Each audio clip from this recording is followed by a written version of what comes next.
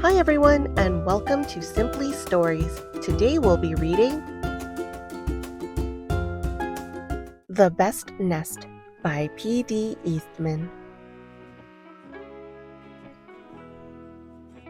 Mr. Bird was happy. He was so happy he had to sing. This was Mr. Bird's song. I love my house, I love my nest. In all the world, my nest is best. Then Mrs. Bird came out of the house. It's not the best nest, she said. I'm tired of this old place, said Mrs. Bird. I hate it. Let's look for a new place right now. So they left the old place to look for a new one. This place looks nice, said Mr. Bird. Let's move in here.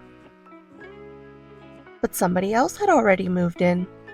So they looked at another house. This one looks nice, said Mr. Bird, and there's nobody in it. You're wrong, said Mrs. Bird. This house belongs to a foot. So they went on looking. I like this one, said Mr. Bird.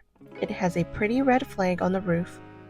I've always wanted a house with a flag, said Mrs. Bird. Maybe this place will be all right. But it was not all right. I guess I make a mistake, said Mr. Bird. You make too many mistakes, said Mrs. Bird. I'm going to pick the next house. And here it is, right here. They flew in. They looked around. Isn't it too big? Asked Mr. Bird. I like this big place, said Mrs. Bird. This is the place to build our new nest. They went right to work. They needed many things to build their nest. First, they got some hay. They got some soda straws and broom straws. They got some sweater string. They got some stocking string and mattress stuffing. They got some horse hair. They got some man hair. Soon they had all the hay, all the straw, all the string, all the stuffing, all the horse hair, and all the man hair they could carry. They took it all back to build their nest. Mr. and Mrs. Bird worked very hard. It took them the rest of the morning to finish their nest. This nest is really the best, said Mrs. Bird. I want to stay here forever. Mr. Bird was very happy too. He flew to the top of his house. He sang his song again. I love our house, I love our nest. In all the world, our nest is best. He was so busy singing, he didn't even see Mr. Parker coming. Every day at 12 o'clock, Mr. Parker came to the church. Mr. Parker came to pull a rope. The rope went up to the bird's new nest. The rope rang the big bell right under Mrs. Bird's nest.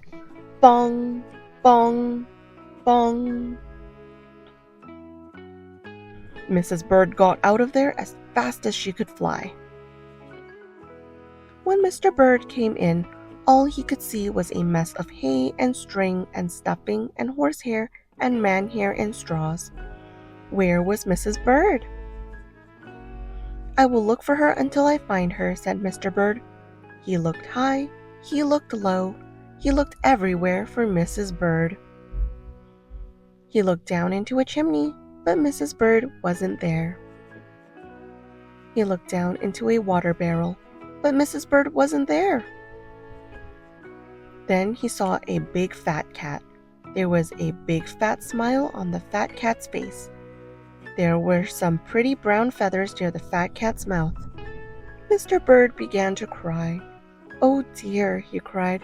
This big fat cat has eaten Mrs. Bird. Mr. Bird flew off. I'll never see Mrs. Bird again, he cried. It was getting dark. It began to rain. It rained harder and harder. Mr. Bird could not see where he was going. Crash! Mr. Bird bumped into something. It was his old house, that old house that Mrs. Bird hated. I'll go inside, said Mr. Bird. I'll rest here until the rain stops. Mr. Bird went in, and there was Mrs. Bird, sitting there, singing. I love my house, I love my nest.